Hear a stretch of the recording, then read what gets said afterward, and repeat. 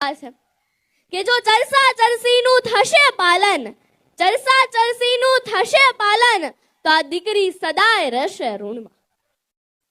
કોણ જાણે આ સમાજની કેવી રીત હશે, લગ્ન પ્રસંગની ઉજવણી તો સાવ અનોખી જ હશે.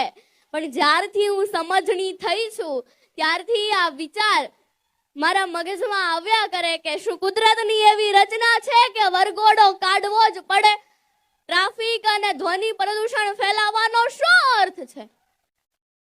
શું ડીજે વગર સપ્તપદીના ફેરા ન ફરી શકાય? આપણા પેટની ભૂખ માત્ર ને માત્ર 80 કે 100 ગ્રામની હોય તો 600 કે 800 રૂપિયાની ડીશની શી જરૂરિયાત છે? નવયુગલોની પ્રીત તો પાલવડે બંધાય છે તો ચોરીનો માંડવો લાખોમાં કેમ લખાય છે? હા, આવા સુપ્રસંગે દીકરી પાર્લરમાં તૈયાર થાય એના ઘણા શોખ હોય, ઘણા સપના જોયા હોય, પણ જ્યાં મોર જાજે ઉગમણે દેશ એવા ગીતો ગવાય છે ત્યાં ડીજેના પડઘા કેમ સંભળાય છે? શું મામેરું વધાવવું જ પડે?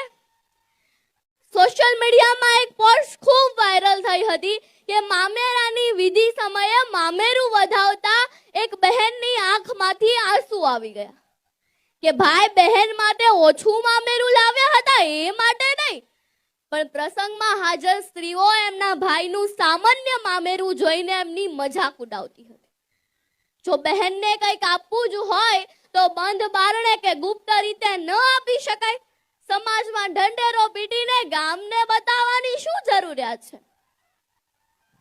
અને હમણાં તો અલગ જ વાના રસમ, પીઠી રસમ, છાપ ડેકોરેશન અને છાપ ડેકોરેશનના ક્રેઝમાં છાપમાં મૂકવા માટે મોંઘાદાટ કપડાં અને 8 થી 10 લાખ રૂપિયાના ઘરેણા તો ખરા જ.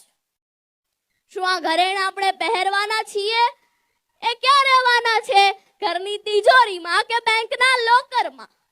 આજે દેશમાં કરોડો ટન સોનું એ બેંકના લોકરમાં જોવા મળે છે. એટલે જ આપણા દેશની ઇકોનોમી નીચે આવી છે. આપણા ગુજરાતીઓમાં આવી કહેવત છે કે લાંબા જોડે ટૂંકો જાય, મરે નહીં ને માંદો થાય. સ્વાભાવિક વાત છે કે મોંઘાદાટ ખર્ચા અમીર વર્ગ, પૈસાદાર લોકો કરે, પણ જ્યારે નાનો માણસ એની હેસિયતથી વધારે કરવા જાય ને તો મુશ્કેલીમાં મુકાય છે. જ્યારે કોરોના આવ્યો ને ત્યારે આપણને સમજાવતો ગયો કે માણસ ઓછા ખર્ચે પણ પોતાનું જીવન શાંતિથી જીવી શકે છે. દેખાદેખી કરીને, ખોટા ખર્ચા કરીને દીકરા કે દીકરીના ધામધૂમથી